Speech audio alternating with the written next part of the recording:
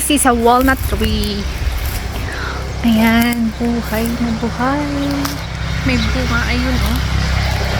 Ayun yung bunga, bumubuka na siya. Ayan, pahinog na siya.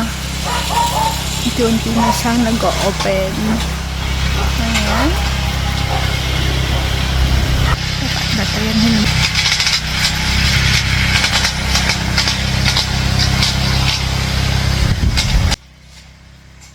At dahil hinog naman na po itong bunga ng walnut na to, pwede na po natin siyang kunin bago pa tayo maunahan ng ibon. Grabe itong uwak na to. Unahan pa kami sa pagkuha ng bunga. Diba? Ayaw i-share. Selfish yan. So, ayan na po yung bunga niya. Ang tigas po ng shell. Kailangan po ng pamukpok bago natin makuha yung nuts sa loob. Pero kung feeling mo namang strong ka, pwede mo gamitin ang yung bare hands just to crack these nuts. O, diba? English? So, meron pang dalawa sa taas pero di na kinaya ng aming height. Kinapos. So, ayan, hayaan na lang po natin siyang mahulog or kukanin siya ng crow. At ito naman, may isa tayong nakita. At kukunin na naman natin. Take it, babe. With the help of my Josawa. O, diba? So, let's see what's inside. Oop.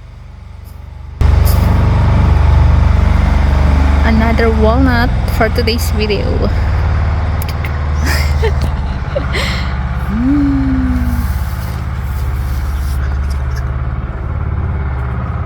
at that.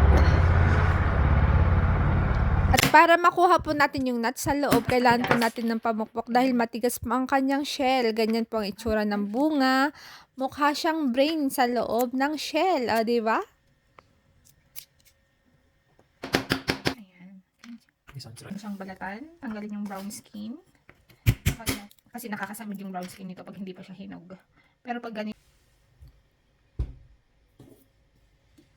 So ito, the perfect natin yung pagkakakrack. Nakuha natin ng buong buo yung nuts sa loob ng shell. O, diba? Amazing! Charot. And that's all for today's video. Thank you for watching, Ozzy Buna!